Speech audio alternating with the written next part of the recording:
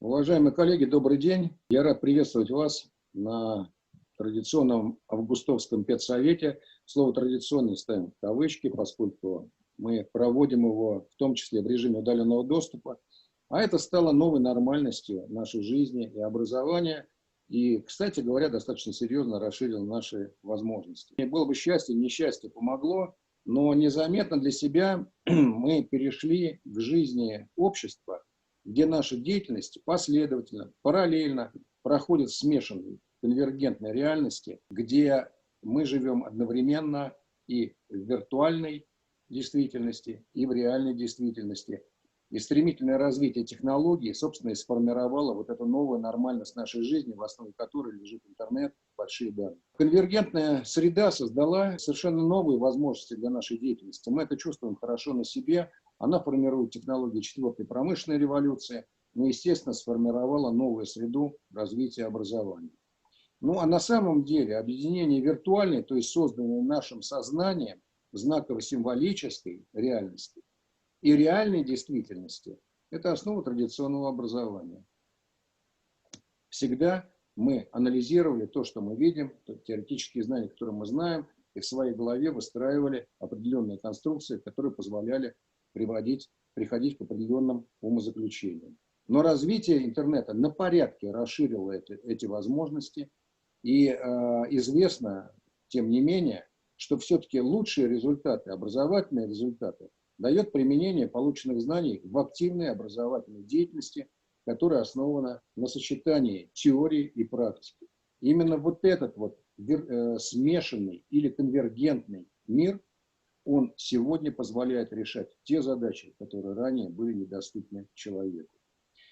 И сегодня, говоря об образовании в конвергентной среде, на что оно должно быть направлено, мы должны вспомнить Василия Васильевича Давыдова, который в конце 60-х, начале 70-х годов определил, что главной задачей образования является развитие мышления человека в разнообразной практикоориентированной деятельности.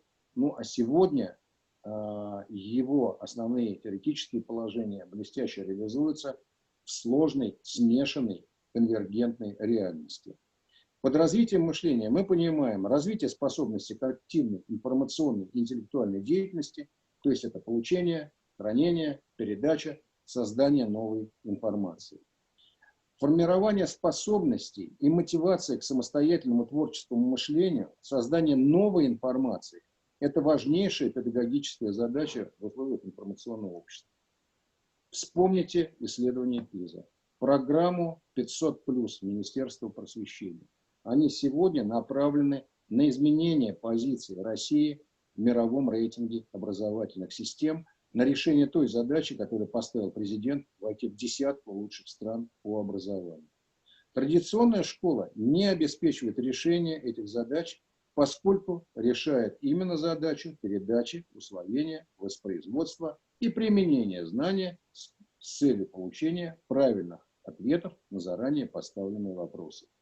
То есть в ней отсутствует системное создание новой информации в процессе обучения и социализации обучающихся.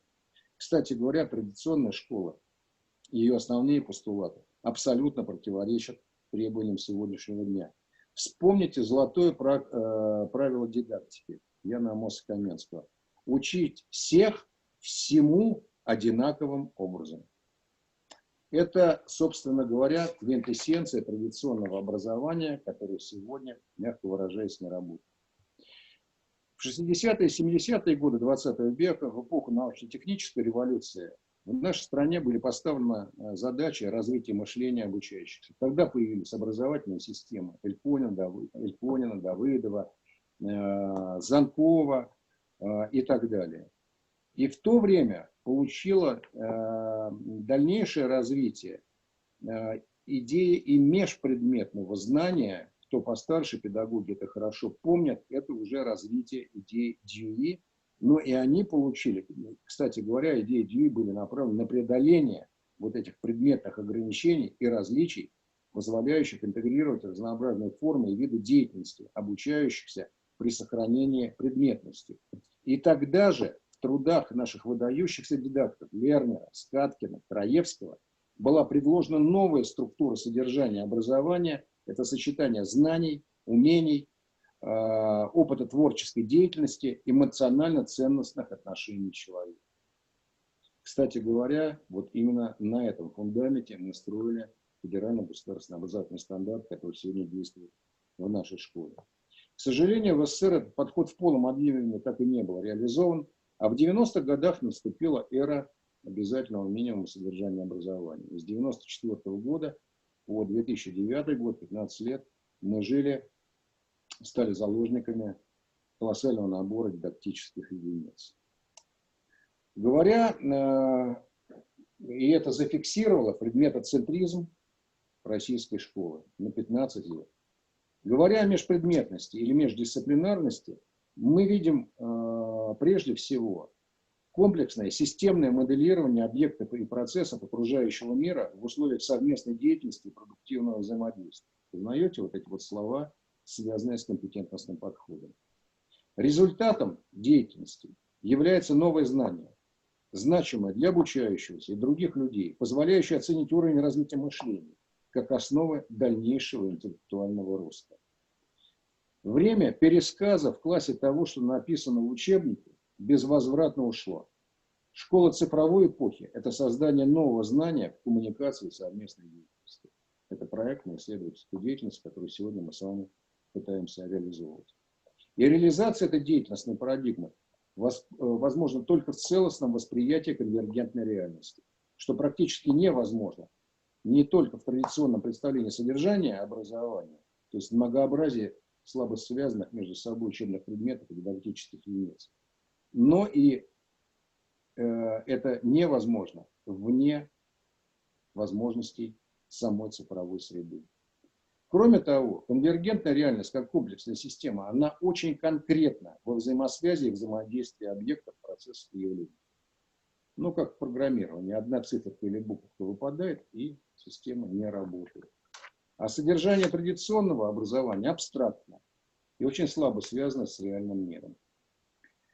Несмотря на внедрение элементов проектной исследовательской деятельности, проблемы индивидуализации образования, мы все равно не смогли преодолеть проблему знаниевого репродуктивного образования. Это проблема и ВПР в значительной степени, и, к счастью, уже меняющегося единого госэкзамена. И все равно до сих пор содержание образования реализуется на предметной основе. Развитие цифрового образования и позволило найти подходы к решению этой проблемы. Выстраивая нашу цифровую образовательную среду, я имею в виду компанию «Мобильное электронное образование», мы изначально выстраивали содержание образования на междисциплинарной основе. Оно выстроено системно и целостно, что позволяет осуществлять переход к решению проблем социальных, экономических, культурных отношений средствами разных предметов, раскрывая сложности и многообразие окружающего мира. По сути, это обеспечивает выход на трансдисциплинарный уровень мышления, который позволяет моделировать различные социальные, культурные, политические, природные и иные процессы с использованием предметов и метапредметных навыков. И в этом плане, организуя образовательные процессы, цифровой образовательной среде мобильное электронное образование, мы предлагаем его разбить на 3 этапа. Первый – это репродуктивный этап, где дети могут самостоятельно освоить знания и умения по соответствующему указанию педагога. Второй этап – развивающий. Это процесс решения поставленной проблемы. Команда детей или ребенок индивидуально работает над решением проблемы. А третий – это результативный блок. Это создание новой информации, связанной с реальным объектом, изучаемым предметом, создание в совместной деятельности и взаимодействии обучающихся педагогов новой информации, связанной с реальным объектом, изучаемым предметом, презентацией собственного результата. То есть вы видите освоение нового знания, работа с информацией, ее переработка в соответствии с поставленными задачами. И третий этап – это создание в совместной деятельности нового знания в содружестве с педагогом. Таким образом, в нашей среде МЭО организуется образовательная деятельность смешанной конвергентной реальности, которая основана на принципах единства содержания образования, формы методов обучения, это принципы новой же дидактики, Наличие многочисленных и разнообразных реальных и виртуальных объектов, инструментов взаимодействия и коммуникации, возможности осуществления различной предметной, межпредметной, междисциплинарной и трансдисциплинарной деятельности. Кроме того, платформа обеспечивает многообразие инструментов педагогического взаимодействия, коммуникации, командной и индивидуальной деятельности, разновозрастные группы, интеграция общего дополнительного образования и так далее. Ну и, конечно, важным моментом является принцип многообразия алгоритмов активных форм образования, которые заложены в платформе.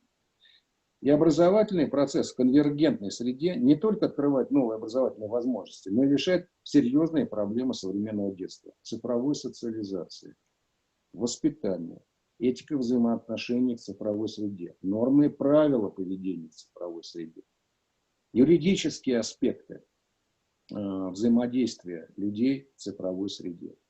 Второе – это цифровая безопасность и гигиена. Кстати говоря, у нас единственная система в стране, которая имеет полную защиту в соответствии с требованиями 152 КЗ и ВСТЭКа. Формирование навыков эффективной коммуникации и взаимодействия в сетевой среде. Ну и формирование навыков жизни и деятельности в конвергентной среде, то есть переход из реального мира в виртуальный и, наоборот, в мир реального социального взаимодействия.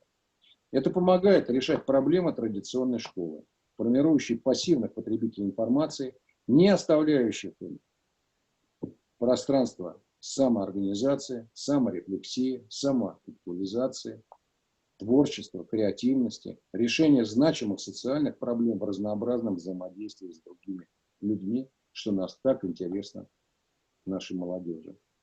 Таким образом, когда мы разрабатывали вслед за принятием правительством решения о федеральном проекте «Цифровая образовательная среда», основ дидактических, методологических, технологических цифровой образовательной среды, мобильное электронное образование, мы пришли к выводу о необходимости создания конвергентной социокультурной образовательной среды жизни и деятельности обучающихся в разнообразном взаимодействии со сверстниками, взрослыми, направленной на их всестороннее личностное развитие, обеспечение их готовности к успешной социализации на протяжении жизни, комфортной для всех участников образовательных отношений, чья деятельность направлена на всестороннее личностное развитие подрастающего поколения, подготовку его к успешной жизни в этом сложном конвергентном мире.